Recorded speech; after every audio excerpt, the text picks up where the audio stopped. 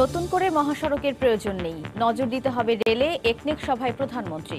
রেলের অব্যবস্থাপনায় ক্ষোভ মন্ত্রীর, 1 মাসের আলটিমেটাম। খালেদা জিয়াকে শিগগিরই নেওয়া হবে হাসপাতালে, বিএনপির দাবি ইউনাইটেড। আদালতের নির্দেশের কারণে বঙ্গবন্ধু মেডিকেল ছাড়া উপায় নেই বললেন স্বরাষ্ট্রমন্ত্রী। ওবায়দুল কাদেরের বাইপাস সার্জারির সিদ্ধান্ত, 1 সপ্তাহের মধ্যে হবে অস্ত্রোপচার, জানিয়েছেন সিঙ্গাপুরের মাউন্ট এলিজাবেথের চিকিৎসকরা। নিরপরাধ জাহালমকে জেল খাটানোর ঘটনায় দুদক ও ব্যাংক দোষ চাপাচ্ছে একে অপরের উপর। ক্ষতিপূরণ দেবে কে, সিদ্ধান্ত শুনানির পর। এবং ঠাকুরগাঁওয়ে একই পরিবারের 5 সদস্যের মৃত্যুর কারণ এখনো স্পষ্ট নয়। নিপাহ ভাইরাস বলা হলেও সংক্রমণের কারণ নিয়ে ব্যাখ্যা নেই আইইডিসিআর এর কাছে।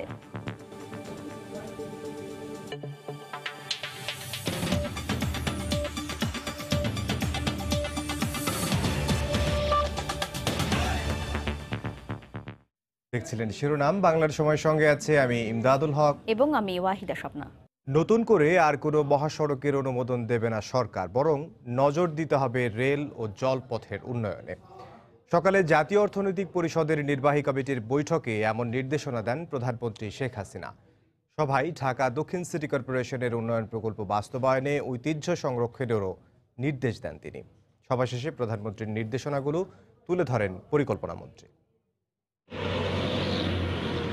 রাজধানীর সঙ্গে দেশের বিভিন্ন জেলা ও আঞ্চলিক যোগাযোগের পরিসংখ্যান হিসেবে সারা দেশে মহাসড়কের পরিমাণ প্রায় 22,000 কিলোমিটার। অভ্যন্তরীণ যোগাযোগে গুরুত্বপূর্ণ ভূমিকা রাখা 6টি মহাসড়ক শেষ 10 বছরে উন্নীত হয়েছে 4 লেনে, যা বাংলাদেশের ক্রমবর্ধমান উন্নতিরই স্মারক। নজর এবার একটু অন্যদিকে। সরকার চায় না নতুন করে আর কোনো মহাসড়ক তৈরি করতে, এর চেয়ে বরং অধিক নজর রেলপথ আর জলপথের সমন্বয়ে। আর তা বাস্তবায়নে দ্রুত পদক্ষেপ নিতে মঙ্গলবার এনইসিতে অনুষ্ঠিত একনেক সভায় কমিটির সদস্যদের প্রতি নির্দেশ দিয়েছেন প্রধানমন্ত্রী শেখ হাসিনা। মাননীয় প্রধানমন্ত্রী বলছেন, বেশ সড়ক আমরা করেছি, আর দিচ্ছি না, রেলটাকে আরো জোর দেন। সমন্বিত একটা জাতীয় গ্রিড হওয়া উচিত। Rail, road, water including air, এটা সম্ভব। টেকনোলজি আছে, পুরনো দিনের পুকুর যেগুলো এখনো বেঁচে আছে, তাই কোনো মতে এদেরকে বাঁচান। জলাশয় যেগুলো আছে রক্ষা করে এই যে ঢাকা শহরের প্রকল্প যেটা তিনি অনুমোদন করলেন, সেটাকে এই দিকে নজর দেওয়ার জন্য তিনি জোর দিয়েছেন। নতুন সরকারের চতুর্থ সভায় 6,276 কোটি টাকা ব্যয়ের 8টি প্রকল্পের অনুমোদন দিয়েছে একনেক। সভায় অনুমোদন দেওয়া হয়েছে 2,500 কোটি টাকার জাপানি অর্থনৈতিক অঞ্চল ও প্রায় 900 কোটি টাকা ব্যয়ের ঢাকা দক্ষিণের 8টি অঞ্চলের উন্নয়ন প্রকল্প। সেই জাপানিদের জন্য বিশেষ করে একটি অর্থনৈতিক অঞ্চল করা হবে নারায়ণগঞ্জ জেলার 2,500-এ। আমাদের নিজস্ব 450 কোটি টাকা ধরতে পারেন কম বেশি, আর জাপানিদের প্রায় 2200 কোটি টাকার মতো। ফেব্রুয়ারিতে গড় মূল্যস্ফীতি 5.47% উল্লেখ করে সংবাদ সম্মেলনে পরিকল্পনা মন্ত্রী জানান, প্রকল্প বাস্তবায়নে খরচ কমানোর সঙ্গে গুণগত মান নিশ্চিতে ছাড় দেবে না সরকার। জুবায়ের ফয়সাল, সময় সংবাদ, ঢাকা। এদিকে কমলাপুর রেল স্টেশন পরিদর্শন করে রেলমন্ত্রী বলেছেন, নানা অব্যবস্থাপনায় জর্জরিত এই খাত। টিকিট বিক্রি, অভ্যন্তরীণ কার্যক্রম সহ সব ধরনের ব্যবস্থাপনা নিয়ে অসন্তোষ প্রকাশ করেন মন্ত্রী।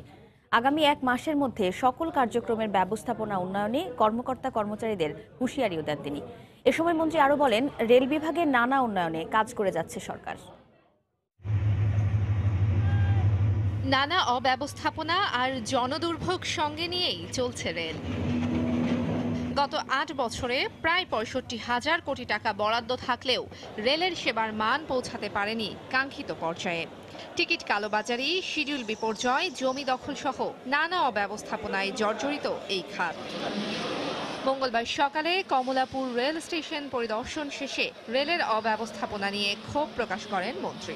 বহু অব্যবস্থা আপনারা বলতে পারবেন, এবং আমাদের প্যাসেঞ্জার সার্ভিস থেকে শুরু করে টিকিটিং ব্যবস্থা, আমাদের রেলওয়ের যে সময়, আমাদের যে আমার তথ্য প্রযুক্তির যে ব্যবহার, প্রতিটা ক্ষেত্রে আমাদের অনেক কিছুতে ঘাটতি আছে। আগামী 1 মাসের মধ্যে সার্বিক ব্যবস্থাপনা উন্নয়নে কর্মকর্তা কর্মচারীদের সময় বেঁধে দেন তিনি। আগামী 1 মাস পরে, অর্থাৎ আজকে 5 তারিখ, 5ই মার্চ, আগামী 5ই এপ্রিল আমি আবার এই রেল স্টেশনে ভিজিটে আসবো। এর ভিতরে যদি আপনারা এই জিনিসগুলো ইমপ্রুভ করতে না পারেন, তাহলে যারা যারা দায়িত্বে আছেন তাদের বিরুদ্ধে অন্তপক্ষে আমরা ব্যবস্থা গ্রহণ করব। রেলওয়ে যাত্রী সেবার মান উন্নয়নের লক্ষ্যে 2011 সালের ডিসেম্বরে আলাদা রেল মন্ত্রণালয় গঠন করা হয়। বর্তমান সরকারের 10টি মেগা প্রকল্পের 2টি রেল খাতের। তাহিয়া রুবাইয়াত, অপলা, সময় সংবাদ, ঢাকা। বিএনপি চেয়ারপারসন বেগম খালেদা জিয়াকে চিকিৎসার জন্য শিগগিরই বঙ্গবন্ধু শেখ মুজিব মেডিকেল বিশ্ববিদ্যালয় হাসপাতালে পাঠানো হবে বলে জানিয়েছেন স্বরাষ্ট্রমন্ত্রী আসাদুজ্জামান খান কামাল। দুপুরে সচিবালয়ে বিএনপির প্রতিনিধি দলের সঙ্গে সাক্ষাৎ শেষে কথা জানান তিনি। তবে বৈঠকের পর বিএনপি মহাসচিব বেগম খালেদা জিয়াকে বেসরকারি ইউনাইটেড হাসপাতালে চিকিৎসা দেওয়ার দাবি জানান। গেল বছরের ফেব্রুয়ারি থেকে দুর্নীতির দায়ে দণ্ডিত হয়ে কারাভোগ করছেন বিএনপির চেয়ারপারসন বেগম খালেদা জিয়া। কারাগারে অসুস্থ হয়ে পড়লে কারা কর্তৃপক্ষের আবেদনের ভিত্তিতে কারাভোগের 1 মাসের মাথায় 4 জন বিশেষজ্ঞ চিকিৎসকের সমন্বয়ে মেডিকেল বোর্ড গঠন করে ঢাকা মেডিকেল কলেজ কর্তৃপক্ষ। নাজিমউদ্দিন রোডের পুরনো কেন্দ্র কারাগারে গিয়ে বেগম খালেদা জিয়ার স্বাস্থ্য পরীক্ষা করে ওই বোর্ড। গেল বছরে অক্টোবরের শুরুর দিকে আবার অসুস্থ হন খালেদা জিয়া। তখন হাইকোর্ট নতুন করে মেডিকেল বোর্ড গঠনের নির্দেশ দেন। আদালতের নির্দেশনা অনুসরণ করে নতুন করে 5 সদস্যের মেডিকেল বোর্ড গঠন করে বঙ্গবন্ধু মেডিকেল বিশ্ববিদ্যালয় হাসপাতাল কর্তৃপক্ষ। মঙ্গলবার বিএনপি চেয়ারপারসনের চিকিৎসার দাবিতে বিএনপির প্রতিনিধি দল আবারও সচিবালয়ে যান। বেসরকারি হাসপাতালে আবারও চিকিৎসার দাবি করেন তারা। তাদের এ দাবি নাকচ করে দিয়ে স্বরাষ্ট্রমন্ত্রী জানান, আদালতের নির্দেশে গঠিত মেডিকেল বোর্ডের পরামর্শে নেওয়া হবে বেগম জিয়ার চিকিৎসার সিদ্ধান্ত। তারা বলেছিলেন যে তাদের ইউনাইটেড হাসপাতালে পাঠানোর জন্য। আমরা আগে নেই সেটাই বলেছি যে আমাদের কোর্টের থেকে যেই ডিরেকশন আমাদের কাছে আসছে যে বোর্ডে যা সিদ্ধান্ত দেবে সেই সিদ্ধান্ত অনুযায়ী আমরা ব্যবস্থা নেব। বোর্ডে সিদ্ধান্ত কাজে আমরা পাঠাচ্ছি বঙ্গবন্ধু হাসপাতালে, সেখানে বোর্ড দেখবে, বোর্ড যা প্রয়োজন মনে করে সেই ধরনের চিকিৎসা আমরা তাকে দেব। তার সুচিকিৎসার জন্য স্বরাষ্ট্রমন্ত্রীর কাছে এসেছিলাম। তিনি আমাদের কথা মনোযোগ দিয়ে শুনেছেন এবং তিনি বলেছেন যে তার সুচিকিৎসার জন্য যা করবার আছে তিনি তা করবেন। আমরা মনে করি যে স্বরাষ্ট্রমন্ত্রী তার কথা রাখবেন। জিয়া অরফানেজ ট্রাস্ট দুর্নীতি মামলায় গেল বছরের 8 ফেব্রুয়ারি থেকে কারাগারে রয়েছেন বেগম জিয়া। এরই মধ্যে বঙ্গবন্ধু শেখ মুজিবুর রহমান মেডিকেল বিশ্ববিদ্যালয় হাসপাতালে 2 দফা চিকিৎসা নিয়েছেন তিনি। আজহার লিমন, সময় সংবাদ, ঢাকা। হৃদরোগে আক্রান্ত আওয়ামী লীগের সাধারণ সম্পাদক ওবায়দুল কাদেরের বাইপাস সার্জারি করার সিদ্ধান্ত হয়েছে বলে জানিয়েছেন মাউন্ট এলিজাবেথ হাসপাতালের চিকিৎসক দল। স্থানীয় সময় 12:30টার দিকে ব্রিফিংয়ে এ তথ্য জানান তারা। 1 সপ্তাহের মধ্যে অস্ত্রোপচার করা হবে বলে জানিয়েছেন তার সঙ্গে থাকা বঙ্গবন্ধু মেডিকেল বিশ্ববিদ্যালয় হাসপাতালের চিকিৎসক আব্দুল নাসের রিজভী। মাউন্ট এলিজাবেথের হৃদরোগ বিভাগের বিশেষজ্ঞ ডাক্তার ফিলিপ কোর নেতৃত্বে গঠিত হয়েছে একটি মেডিকেল বোর্ড। তারা জানিয়েছেন রক্তচাপ সহ কিছু দিকে উন্নতি হওয়ায় ওবায়দুল কাদেরকে দেয়া কৃত্রিম উচ্চচাপ নিয়ন্ত্রণ যন্ত্রের মাত্রা কমিয়ে আনা হচ্ছে। তবে সার্বিকভাবে তার শারীরিক অবস্থার উন্নতি হলেও কিডনি সহ কিছু সংক্রমণ রয়ে গেছে। সংক্রমণ সারিয়ে তোলা গেলে 1 সপ্তাহের মধ্যে বাইপাস সার্জারি সম্ভব বলেও জানান তারা।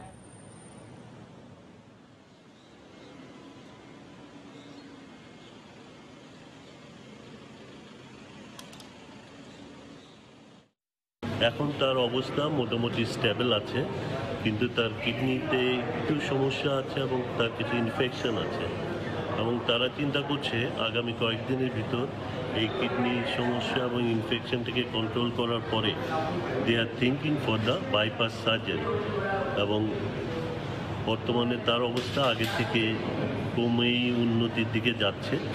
বাকিটা এখন দেশবাসীর কাছে আমরা দোয়া প্রার্থী। বাংলার সময় আরও থাকছে। যশোরে স্কুল ছাত্রী তৃষা হত্যাকারীদের গ্রেফতার দাবিতে এলাকাবাসীর সড়ক অবরোধ, বিক্ষোভ। জড়িতরা শনাক্ত দাবি পুলিশের।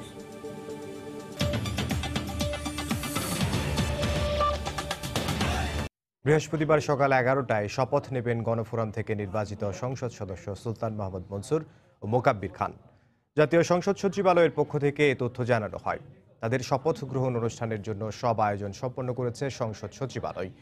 এরই মধ্যে এ দুজনকে চিঠি পাঠানো হয়েছে জাতীয় সংসদের স্পিকারের দফতর থেকে। গত 30 ডিসেম্বর অনুষ্ঠিত একাদশ জাতীয় সংসদ নির্বাচনে ঐক্যফ্রন্টের প্রার্থী হিসেবে নির্বাচিত হন তারা। এর মধ্যে মৌলভীবাজার 2 আসন থেকে ধানের শীষ প্রতীক নিয়ে নির্বাচন করেন সুলতান মাহমুদ মনসুর, আর সিলেট 2 আসন থেকে গণফোরামের দলীয় প্রতীক উদীয়মান সূর্য নিয়ে নির্বাচন করেন মোকাব্বির খান। আসন্ন উপজেলা পরিষদ নির্বাচন সুষ্ঠু ও গ্রহণযোগ্য করতে সংশ্লিষ্ট কর্মকর্তাদের পেশাদারিত্বের সঙ্গে দায়িত্ব পালনের আহ্বান জানিয়েছেন নির্বাচন কমিশনার রফিকুল ইসলাম। দুপুরে নাটোরের সিংড়া উপজেলা পরিষদ মিলনায়তনে আয়োজিত এক অনুষ্ঠানে একথা বলেন তিনি। এ সময় ভোট প্রশ্নবিদ্ধ হওয়া ঠেকাতে নির্বাচনী কর্মকর্তাদের বিভিন্ন নির্দেশনা দেন রফিকুল ইসলাম। কেন্দ্রের মধ্যে কোনো ভোটার যদি আসে তাকে যথাযথভাবে শনাক্ত যেন হয় এবং যথাযথ ভোটারটাই যেন ভোটটা দেয়। আপনারা যদি দেখেন কি যে আইন শৃঙ্খলা পরিস্থিতি আপনার কেন্দ্রের মধ্যে এমন এক পর্যায়ে চলে গেছে যেটাতে আপনাদের নির্বাচন করা সম্ভব না, আপনারা দয়া করে বন্ধ করে দেন, যাতে করে ওই কথাগুলো বলার সুযোগ না পায় কি যে প্রার্থীরা সমান অধিকার থেকে বঞ্চিত হয়েছে, আমরা কোনো প্রার্থীকে ফেভার করেছি। 12 দিনের বিরতি দিয়ে ঢাকার চারপাশের নদী দখলমুক্ত করতে দ্বিতীয় পর্যায়ে ফের উচ্ছেদ অভিযান শুরু করেছে বিআইডব্লিউটিএ। 28টি পাকা ভবন সহ 88টি অবৈধ স্থাপনার পাশাপাশি এদিন উচ্ছেদ করা হয়েছে কেরানীগঞ্জের আলোচিত মধু সিটিও। নদী পুনরুদ্ধারের আলোচিত অবৈধ হাউজিংগুলোতে ক্যাম্প বসিয়ে খনন কাজ শুরু করা হবে বলে জানিয়েছে বিআইডব্লিউটিএ। একের পর এক গুড়িয়ে দেয়া হচ্ছে বহুতল ভবন থেকে শুরু করে সব স্থাপনা, যা নদীর জায়গায় অবৈধভাবে গড়ে তোলা হয়েছিল। মঙ্গলবার সকালে বুড়িগঙ্গা পাড়ের মোহাম্মদপুর বসিলা ব্রিজের দক্ষিণ পাশ থেকে শুরু হয় বিআইডব্লিউটি এর দ্বিতীয় পর্যায়ের অভিযান। এ সময় উচ্ছেদকৃত স্থাপনার মালিকরা তাদের পক্ষে নানা যুক্তি তুলে ধরেন। আমরা সরকারের খাজনা দিতেছি এই বাড়ির 400 বছর আগের জায়গা এটা। এই বাড়ি থেকে আমাদের আরো 60-70 ফিট জায়গা নদীতে ভেঙে চলে গেছে, আমাদের মালিকানা জায়গা। সরকার চাইলে নিতে পারবে, অবশ্যই নিতে পারবে, অ্যাকোয়ার করে নিতে হবে। তবে বুড়িগঙ্গার কেরানীগঞ্জ পাড়ে গিয়ে দেখা যায় দখলের মহোৎসব। মধু সিটি নামের একটি হাউজিং ঝাউচর, বালুচর ও মধ্যেরচর গ্রামের পাশ দিয়ে বয়ে চলা নদীর প্রায় পুরোটা দখল করে হাজার হাজার প্লট তৈরি করে বিক্রি করে আসছিল। এ সময় হাউজিং এর প্রায় সব সীমানা পিলার ও স্থাপনা গুড়িয়ে দেয় বিআইডব্লিউটিএ।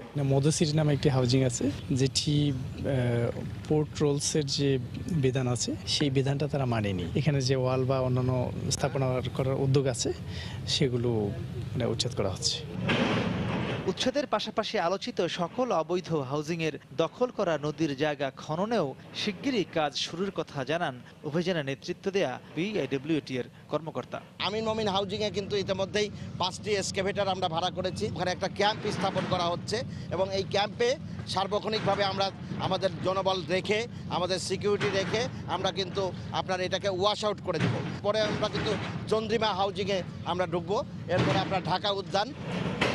উচ্ছেদ বেগবান করতে শিগগিরই আরও 16টি এক্সকাভেটর কেনা হবে জানিয়ে সংস্থাটির বন্দর পরিচালক জানান, নদী দখলমুক্ত করার সময় কারো পরিচয়ই দেখা হবে না। এক্সকাভেটরগুলো যখন আমরা পুরোপুরি পেয়ে যাব তখন দেখবেন যে একেবারে নদী নদী হয়ে গেছে। যেহেতু দেশের প্রচলিত আইন আছে, আমরা নিজেরা আসছে, এগুলো যেখানে যেটা দেখবো আমরা অবৈধ সেটাকে আমরা উচ্ছেদ করে ফেলবো। কতটা অমানবিক হলে প্রভাবশালী দখলদাররা নদী দখলের পাশাপাশি বুড়িগঙ্গার গতিপথই পাল্টে দিয়ে এভাবে হাউজিং গড়ে তুলতে পারেন তা এই চিত্রই বলে দেয়। তাই স্থানীয়রা বলছেন, শুধু উচ্ছেদ নয়, পুরো জায়গাটি খনন করে এসব হাউজিং অপসারণ করা না গেলে কখনোই টেকসইভাবে নদী দখলমুক্ত করা সম্ভব হবে না। মাহমুদ রাকিব, সময় সংবাদ, কেরানীগঞ্জ, ঢাকা। নিরপরাধ জাহালমের 3 বছর কারাগারে থাকা নিয়ে কাঁদা ছোড়াছুড়ি চলছে। দুদক বলছে এ ঘটনায় তাদের কোনো দায় নেই। সব দায় বাংলাদেশ ব্যাংক, সোনালী ব্যাংক সহ 5টি ব্যাংকের। অন্যদিকে ব্যাংকগুলো বলছে তারা তথ্য দিলেও তদন্তের দায়িত্ব ছিল দুদকের। ক্ষতিপূরণ কে দেবে সেই বিষয়ে শুনানি শেষে সিদ্ধান্ত হবে। দুদকের 26 মামলায় নিরপরাধ জাহালমকে 3 বছর জেল খাটানোর 1 মাসের মাথায় দায় এড়াতে চায় দুদক। সোনালী বাংলাদেশ ব্যাংক সহ 5টি ব্যাংকের উপর দায় চাপিয়ে দুদক বলছে, ব্যাংকগুলোর তথ্যপত্রের ভিত্তিতে জাহালমের বিরুদ্ধে অভিযোগপত্র দিয়েছিল সংস্থাটি, ফলে দুদকের কোনো দায় নেই। দুর্নীতি দমন কমিশন সেই চার্জশিটে দিয়েছে সোনালী ব্যাংকের তথ্যপত্রের ভিত্তিতে, তার ইনকোয়ারি রিপোর্টের উপর বেসিস করে এবং বাংলাদেশ ব্যাংকের ইনকোয়ারি রিপোর্টের উপর বেসিস করে। বাংলাদেশ ব্যাংকের মতো একটা সেন্ট্রাল ব্যাংক এবং সোনালী ব্যাংকের মতো একটা সরকারি ব্যাংক যখন আমাকে কিছু তথ্যপত্র পাঠাবে, অবশ্যই সেটা আমাকে কগনিজেন্সে নিতে হবে এবং সেটার ভ্যালিডিটি নিয়ে, লিগালিটি নিয়ে প্রশ্ন ওঠানোর দুদকের কোনো আইনগত এখতিয়ার নেই। আমাদের দায় বলতে যদি বোঝেন এইটাই, আমরা তথ্যপাত্র সোনালী ব্যাংক, বাংলাদেশ ব্যাংক তার রিপোর্টের ভিত্তিতেই আমরা এটা দাখিল করেছি। ব্যাংকগুলোর আইনজীবী বলছেন তারা তথ্যপত্র দিলেও তদন্ত করেছে দুদক। জাহালমের আইনজীবী বলছেন এক্ষেত্রে দুদক দায় এড়াতে পারেন না।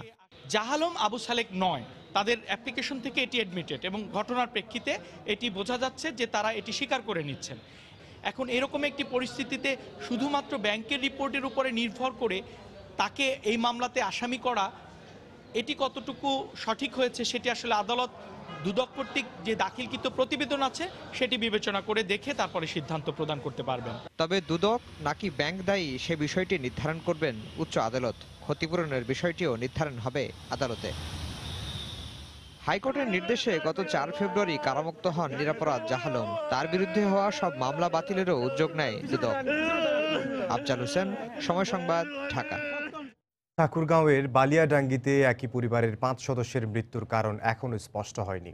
যদিও রোগতত্ত্ব, রোগ নিয়ন্ত্রণ ও গবেষণা ইনস্টিটিউট IEDCR বলছে নিপা ভাইরাসে আক্রান্ত হয়ে তাদের মৃত্যু হয়েছে। তবে সংক্রমণের কারণ ব্যাখ্যা করেনি তারা।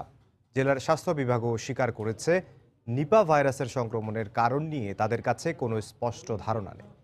রতন সরকারের রিপোর্টে বিস্তারিত।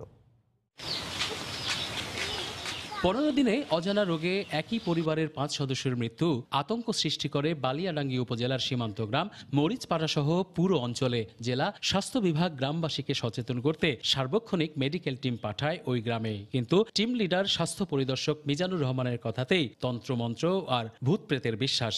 ইনারা যেটা বলতেছে যে এটা কিছুটা কবিরাজ বা মাহাতের ব্যাপারে চলতেছে, সন্দেহ করা যাইতে পারে, কারণ এটা যেহেতু বলতেছে এটা তদন্ত দরকার।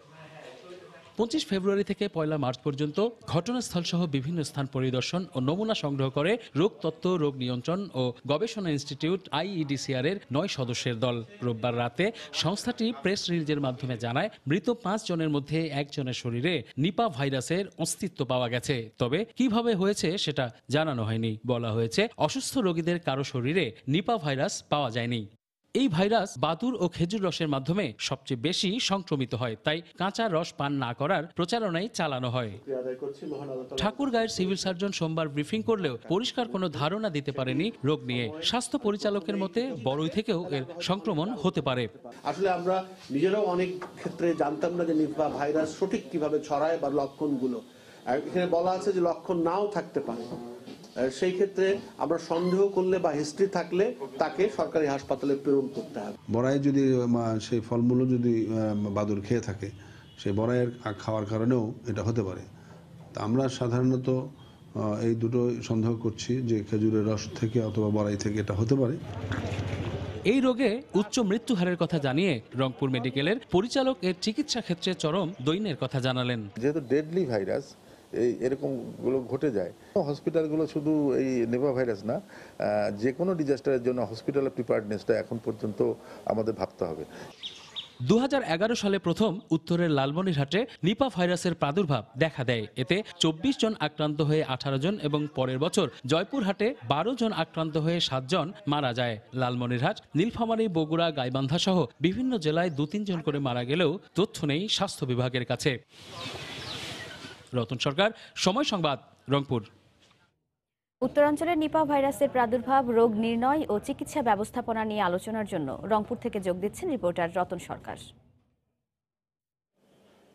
স্বপ্না, আমরা প্রতিবেদনটিতে দেখেছি যা এসব নিয়ে আসলে অসংখ্য অসঙ্গতিগুলোই আমাদের চোখে পড়েছে, যার অনেক কিছু হয়তো প্রতিবেদনে উঠে আসেনি। আমরা এই রোগের প্রাদুর্ভাব 2011 সাল থেকে এই অঞ্চলে হচ্ছে, কিন্তু এটি একটি দুর্যোগের মতো করেও যদি আমরা ভাবি, সেটি মোকাবেলার যথেষ্ট কিন্তু প্রস্তুতি আমাদের নেই। পাশাপাশি এটি রোগ নির্ণয় করার ক্ষেত্রেও আমরা যে বেহাল দশাটি দেখলাম, ইসলাম এটি আসলে এ ধরনের পরিস্থিতি মোকাবেলার পক্ষে নয়। তো এই বিষয়টি নিয়ে আমরা সার্বিকভাবে একটু কথা বলার জন্য আজ আমাদের সঙ্গে উপস্থিত রয়েছেন রংপুর কমিউনিটি মেডিকেল কলেজ হাসপাতালের মেডিসিন বিভাগের বিভাগীয় প্রধান এবং অধ্যাপক অমরেশ চন্দ্র সাহা। স্যার, আমরা একটু জানতে চাচ্ছি যে আপনি এই বিষয়টি কয়েকদিন থেকেই লক্ষ্য করেছেন নিশ্চয়ই, এখানকার অসঙ্গতিগুলো কি মনে হয়েছে আপনার কাছে? ধন্যবাদ আপনাকে। এই অসঙ্গতি মানে মেন যেটা হচ্ছে কি, এই রোগটা গত বেশ প্রায় 15-20 বছর ধরেই রংপুর এলাকাতেই হচ্ছে। প্রথমত এর আগেও আপনি যেটা বললেন যে প্রায় 2011 সালে হাতিবান্ধা নামক একটা থানা উপজেলা আছে যেখানে এটা প্রাদুর্ভাব হয়েছিল এবং সেখানে একসঙ্গে বেশ অনেকগুলি রোগী মারা গিয়েছিল। তখন এইটা তারপরে থেকেও আমরা যে খুব একটা সাবধান হয়েছি তা আমার মনে হয় না, কারণ এই রোগটা নিয়ে এই রোগটা ডায়াগনোসিসের জন্য আমাদের এখানে পর্যাপ্ত সুযোগ সুবিধা নেই। আমরা মেনলি রংপুর মেডিকেল কলেজ একটা টার্সিয়ারি লেভেলের হাসপাতাল, এই হাসপাতালে এটার ম্যানেজমেন্টের জন্য শুধু আমরা এর লক্ষণগুলোর উপরে আমাদেরকে ভরসা করতে হয়, কারণ এটাকে কনফার্ম ডায়াগনোস করার জন্য যে আমাদের যে ল্যাব সাপোর্ট সেটা এখানে নাই। এটার জন্য আমাদেরকে অনেক সময় ঢাকাতে স্যাম্পল পাঠাইতে হয় বা ঢাকা থেকে ওনারা এসে স্যাম্পল নিয়ে যান, তারপরে সেই ডায়াগনোসটা এটা কনফার্ম করা হয়। এবং এবারও যে ঘটনা ঘটছে সেটাও যে কিছুদিন আগে ঠাকুরগাঁয়ে এক ফ্যামিলিতে বেশ কিছু প্রায় 5 জনের মতো মারা গেলেন এবং তার মধ্যে এখানে এসে তারপরে ঢাকা থেকে টিম এসে এখান থেকে স্যাম্পল নিয়ে যাওয়ার পরে রিসেন্টলি সেটা ডায়াগনোসিস হয়েছে একজনের শরীরে নিপা ভাইরাসের জীবাণুটা পাওয়া গেছে, বাকি 4 জনের শরীরে এটা পাওয়া যায় নাই। তো নিপা ভাইরাস সাধারণত এরকমই হয়, এটা সাধারণত ছড়ায় বাদুড়ের না, সাধারণভাবে এই জীবাণুটা বাদুড়ের লালার মধ্যে থাকে এবং রাতের বেলায় এবং খেজুরের রস দিয়ে এটা বেশি ছড়ায়। এর কারণ হচ্ছে রাতের বেলায় খেজুর রস সংগ্রহ করার জন্য যে হাঁড়িটা লাগায় রাখা হয় খেজুর গাছে, রাতে বাদুড় সেখানে গিয়েই সেই খেজুরের রস খায় এবং তখনই তার লালা থেকে এই খেজুরের রসটা এটা কন্টামিনেটেড হয়।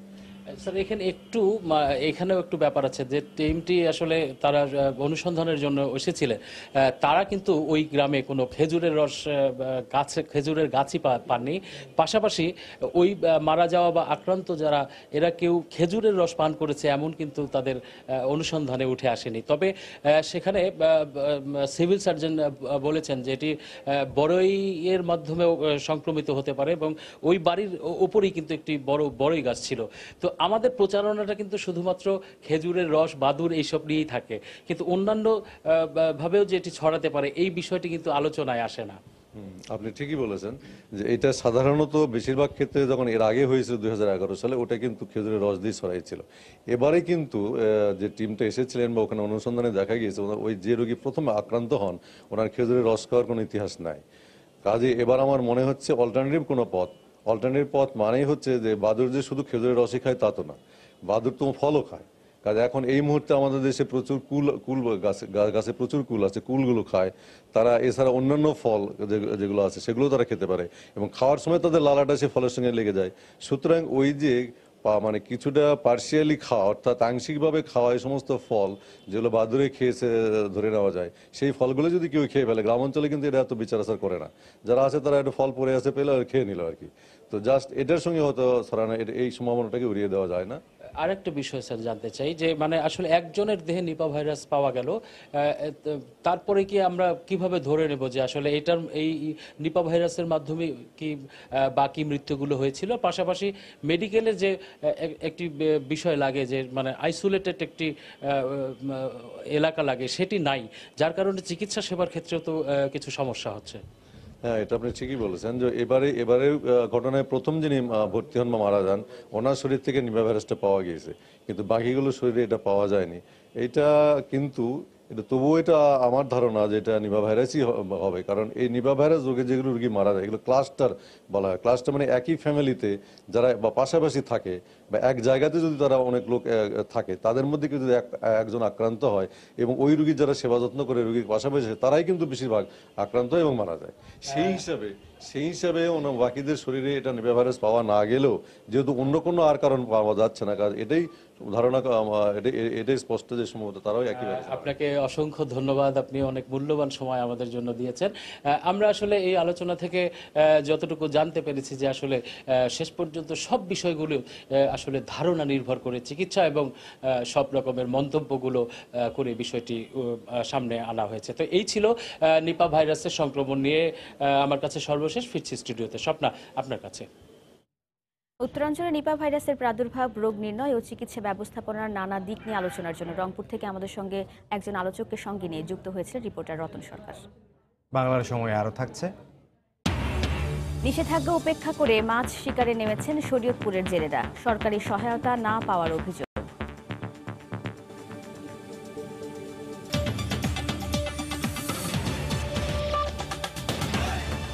দ্বিতীয় শ্রেণীর ছাত্রী তৃষা হত্যা মামলায় এখনও কেউ গ্রেফতার হয়নি। তবে পুলিশ বলছে হত্যাকাণ্ডে জড়িতদের শনাক্ত করা হয়েছে। এই অবস্থায় অভিযুক্তদের দ্রুত গ্রেফতার ও দৃষ্টান্তমূলক শাস্তির দাবিতে সড়ক অবরোধ ও বিক্ষোভ করেছেন এলাকাবাসী। জুয়েল মৃধার পাঠানো তথ্য ছবি নিয়ে রিপোর্ট। মঙ্গলবার সকালে যশোরের স্কুল ছাত্রী তৃষা হত্যায় জড়িতদের গ্রেফতার দাবিতে বিক্ষোভ মিছিল বের করেন এলাকাবাসী। মিছিলটি শহরের ধর্মতলা এলাকায় এসে যশোর ঝিনাইদহ সড়ক অবরোধ করে প্রতিবাদ সমাবেশ করে। এ সময় তৃষা হত্যাকাণ্ডে জড়িতদের গ্রেফতার ও দৃষ্টান্তমূলক শাস্তির দাবি জানান শিক্ষক ও এলাকাবাসী। সর্বোচ্চ সাজা চাই, যাতে আমার স্কুলের আর কোনো শিশু এইভাবে নির্যাতিত হয়ে মৃত্যুর মুখে পতিত না হয়। শামীম সহ যে সকল খুনিরা এই বাচ্চাকে এইভাবে নৃশংসভাবে ধর্ষণ করে এবং পরে তারে শাসন করে নির্মমভাবে হত্যা করেছে, তাদের আমরা দৃষ্টান্তমূলক শাস্তি বলতে আমরা ফাঁসি চাই। আমরা চাই এমন শাস্তি দেওয়া হোক যাতে মানে যে ভবিষ্যতে কেউ এরকম একটা কাজ চিন্তা করার আগে যাতে তার গা শিউরে ওঠে। এই ঘটনায় অজ্ঞাতদের আসামি করে কোতোয়ালি থানায় মামলা করেন তৃষার বাবা। আমরা ইতিমধ্যে শনাক্ত করতে পেরেছি যে আসলে কারা এই ঘটনাটি ঘটিয়েছে। এ বিষয়ে আরো তদন্ত অব্যাহত আছে। আশা করি আমরা খুব দ্রুত এই হত্যাকারী এবং ধর্ষণকারীকে আমরা গ্রেপ্তার করে আইনের আওতায় আনতে পারবো। নিখোঁজের একদিন পর সোমবার সন্ধ্যায় শহরের খ্রিস্টানপাড়া এলাকায় নিজ বাড়ির পাশে একটি গর্ত থেকে বস্তাবন্দি অবস্থায় 8 বছরের শিশু তৃষার লাশ উদ্ধার করে পুলিশ। সময় সংবাদ, যশোর। ঢাকার কেরানীগঞ্জে কালভার্ট নির্মাণের সময় মাটি চাপা পড়ে 2 নির্মাণ শ্রমিকের মৃত্যু হয়েছে। দুপুরে উপজেলার রশিদপুরে এই দুর্ঘটনা হয়। স্থানীয়রা জানান, সকালে কালভার্ট নির্মাণের কাজ করছিলেন বেশ কয়েকজন শ্রমিক। এ সময় পাশেই স্তূপ করে রাখা মাটি তাদের উপর ধসে পড়ে। এতে চাপা পড়ে ঘটনাস্থলেই মশিউর ও আউলিয়া নামে 2 জনের মৃত্যু হয়। আহত হন আরও 2 জন। খবর পেয়ে লাশ দুটি উদ্ধার করে স্বজনদের কাছে হস্তান্তর করে পুলিশ। আহতদের স্থানীয় হাসপাতালে চিকিৎসা দেওয়া হয়।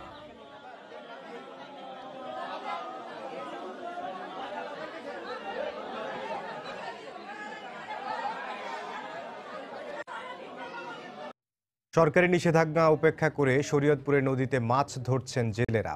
সকালে ইলিশের অভয়াশ্রম, পদ্মার নড়িয়া ও ভেদরগঞ্জের প্রায় 20 কিলোমিটার এলাকার বিভিন্ন স্থানে মাছ শিকার করতে দেখা যায় তাদের। জেলেদের অভিযোগ, সরকারি সহায়তা না পেয়ে পেটের দায়ে নদীতে মাছ ধরছেন তারা। জেলায় 25,000 জেলে পরিবার রয়েছে। এদের মধ্যে 12,000 জেলের সরকারি সহায়তার কার্ড রয়েছে। 1 মার্চ থেকে 30 এপ্রিল পর্যন্ত ইলিশের 6টি অভয়াশ্রমে মাছ শিকার নিষিদ্ধ করে সরকার।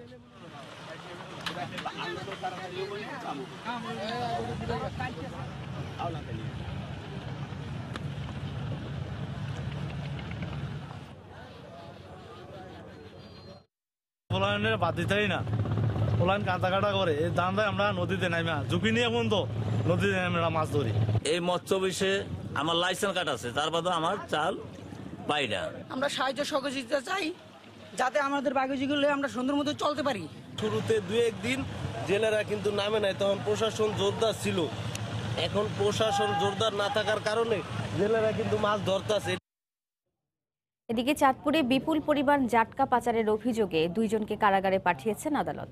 দুপুরে জেলা জুডিশিয়াল ম্যাজিস্ট্রেট আদালতের বিচারক মোহাম্মদ কায়সার এর নির্দেশ দেন। এর আগে সকালে শহরের 16 ঘর এলাকায় অভিযান চালিয়ে 7টি ড্রামে ভর্তি জাটকা সহ একটি পিকআপ ভ্যান জব্দ করে পুলিশ। এই ঘটনায় জড়িত থাকার অভিযোগে ঘটনাস্থল থেকে বাবুল ঢালি ও আব্দুল মালিক সরকার নামে 2 জনকে আটক করা হয়। পরে পুলিশ বাদী হয়ে তাদের বিরুদ্ধে সদর থানায় একটি মামলা করে।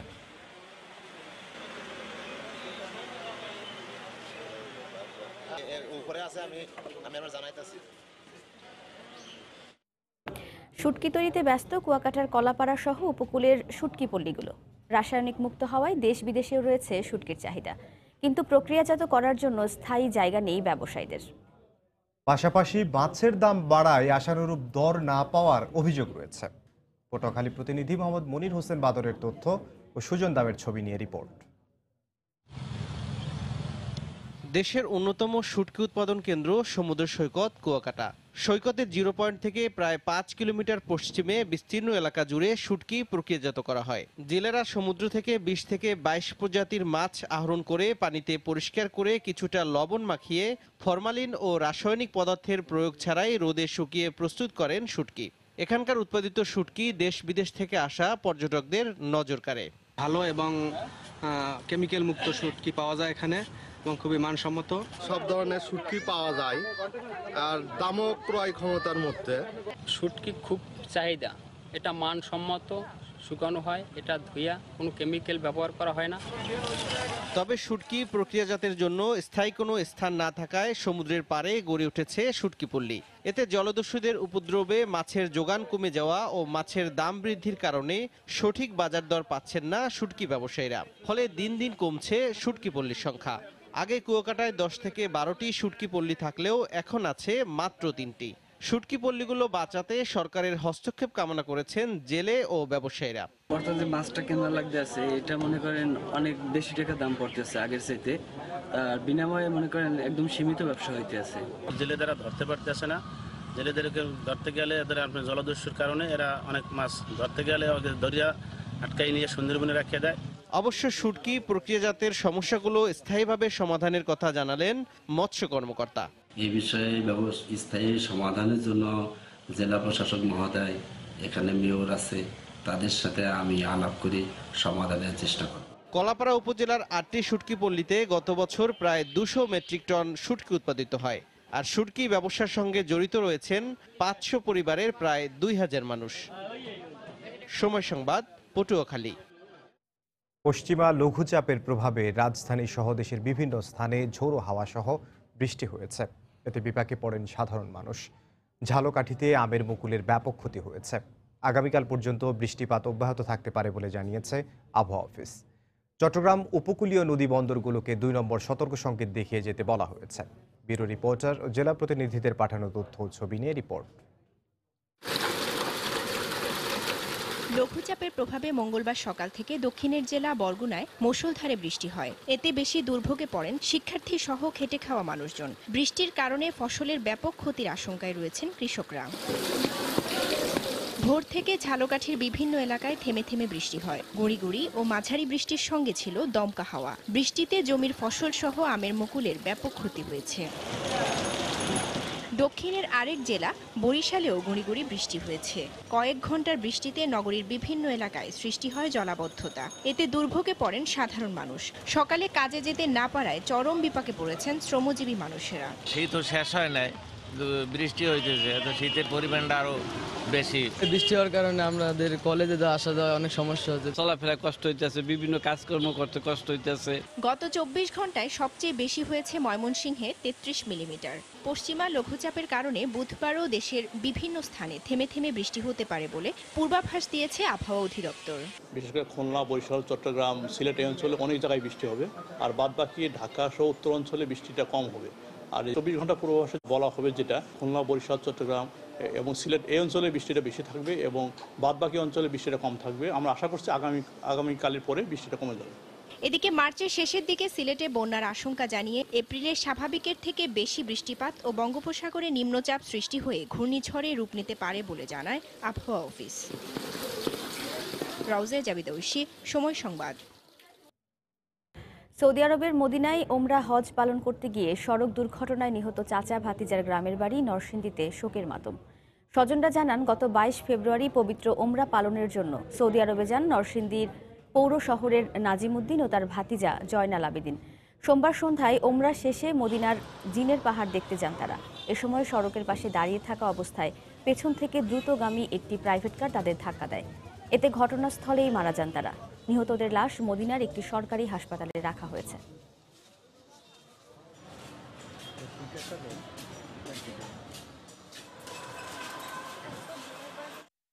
গত বছরে অজ যাওয়ার কথা ছিল, এইবার অজ যাওয়ার লেগে খুব উদ্যোগ করেছে, ফাগুলের ফেরের অজকে এইভাবে যাইব তাড়াতাড়ি। গতকালকে রাত্রে বন্ধু হয়েছে যে অ্যাক্সিডেন্ট করা হচ্ছে, আগে শুনছি একদিকে মারা গেছে। লোক আছে আর জিজ্ঞাসা আমরা সিদ্ধান্ত দিয়ে দিছি আমরা ওই জায়গায় দমন করে দিই। ময়মনসিংহে ট্রেনের ছাদ থেকে ফেলে একজনকে হত্যার ঘটনায় 2 জনকে গ্রেফতার করেছে র্যাব। গতরাতে শহরের বাইপাস মোড় থেকে গ্রেফতারের পর তাদের থানা পুলিশের কাছে হস্তান্তর করা হয়। পুলিশ জানায় মুকুল হত্যা মামলার আসামিরা ওই এলাকায় অবস্থান করছে এমন খবরে সেখানে অভিযান চালায় র্যাব 14 এর সদস্যরা। এ সময় শাহ আলী ও কাউসার নামের 2 জনকে গ্রেফতার করা হয়। জিজ্ঞাসাবাদ শেষে আজ বিকেলে তাদের ময়মনসিংহে রেলওয়ে থানায় স্থানান্তর করা হয়। গত 3রা জানুয়ারি 16,000 টাকা ছিনতাই করে মুকুল হোসেনকে দেওয়ানগঞ্জগামী একটি ট্রেনের ছাদ থেকে ফেলে দিয়ে হত্যা করে দুর্বৃত্তরা। ঘটনার পরদিন পুলিশের পক্ষ থেকে হত্যা মামলা করা হয়। নাটোরে বিরল প্রজাতির মেছো বাঘের একটি শাবক উদ্ধার করে বন বিভাগের কাছে হস্তান্তর করেছেন এলাকাবাসী। সোমবার রাতে নলডাঙ্গা উপজেলার নসরতপুর এলাকা থেকে শাবকটি উদ্ধার করা হয়। পরে এলাকাবাসী স্থানীয় জাবেদ আলীর বাড়িতে শাবকটিকে রাখে। খবর পেয়ে মঙ্গলবার দুপুরে উপজেলা নির্বাহী কর্মকর্তা সাকিব আল রাব্বি শাবকটিকে তার কাছে নেয়। পরে রাজশাহী বন্য প্রাণী সংরক্ষণ অধিদপ্তরের পরিদর্শক জাহাঙ্গীর হোসেনের কাছে শাবকটি হস্তান্তর করেন তিনি।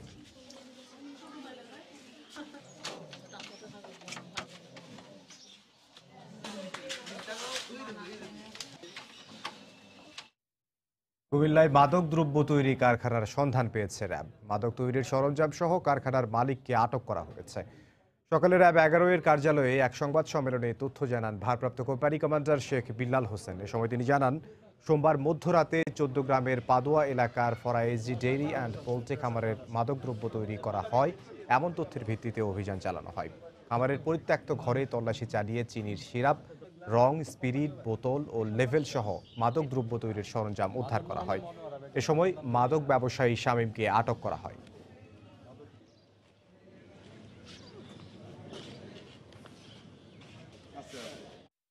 পদুয়া বাজারের একটি বাড়ি থেকে আমরা একজনকে গ্রেপ্তার করতে সক্ষম হই।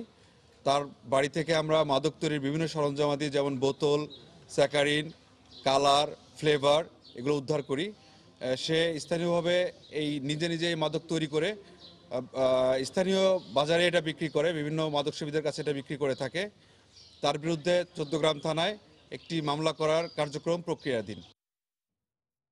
বরিশালে অবৈধভাবে গ্যাস সিলিন্ডার বিক্রির দায়ে এক ব্যবসায়ীকে 50,000 টাকা জরিমানা করেছেন ভ্রাম্যমাণ আদালত। দুপুরে নগরীর বটতলা এলাকায় নির্বাহী ম্যাজিস্ট্রেট জয়দীপ চক্রবর্তীর নেতৃত্বাধীন ভ্রাম্যমাণ আদালত অভিযান চালায়। এ সময় শরীফ এন্টারপ্রাইজ নামে একটি ব্যবসা প্রতিষ্ঠানে 40টি গ্যাস সিলিন্ডার বিক্রির অনুমোদন থাকলেও সেখানে পাওয়া যায় 400 সিলিন্ডার। একই দোকানের নিয়ম লঙ্ঘন করে বিক্রি করা হয় ফাস্টফুড। এসব অনিয়মের দায়ে দোকানের মালিককে 50,000 টাকা জরিমানা করা হয়। বাংলার সময়ের শীর্ষ সংবাদ জানিয়ে দিচ্ছে আরেকবার। রেলের উন্নয়নে নজর সরকারের, গুরুত্ব পাবে নদীপথ আর নতুন মহাসড়ক নয়। একনেক সভায় প্রধানমন্ত্রী। অব্যবস্থাপনায় ক্ষোভ রেলমন্ত্রীর 1 মাসের আলটিমেটাম। বেগম জিয়াকে শিগগিরই নেওয়া হবে হাসপাতালে, বিএনপির দাবি ইউনাইটেড। আদালতের নির্দেশের কারণে বঙ্গবন্ধু মেডিকেল ছাড়া উপায় নেই বললেন স্বরাষ্ট্রমন্ত্রী। ওবায়দুল কাদেরের বাইপাস সার্জারির সিদ্ধান্ত, 1 সপ্তাহের মধ্যে হবে অস্ত্রোপচার, জানিয়েছেন সিঙ্গাপুরের মাউন্ট এলিজাবেথের চিকিৎসকরা। নিরপরাধ জাহালমকে জেল খাটানোর ঘটনায় দুদক ও ব্যাংক দোষ চাপাচ্ছে একে অপরের উপর। ক্ষতিপূরণ দেবে কে, সিদ্ধান্ত শুনানির পর। এবং ঠাকুরগাঁওয়ে একই পরিবারের 5 সদস্যের মৃত্যুর কারণ এখনও স্পষ্ট নয়। নিপাহ ভাইরাস বলা হলেও সংক্রমণের কারণ নিয়ে ব্যাখ্যা নেই আইইডিসিআর এর কাছে। এই ছিল বাংলার সময়। যে কোনো খবর পেতে ভিজিট করুন সময়নিউজ.tv। আপনার মোবাইলে সময় সংবাদ দেখতেও সব খবর পেতে ডাউনলোড করুন সময় অ্যাপ। আর সঙ্গেই থাকুন সময়ের।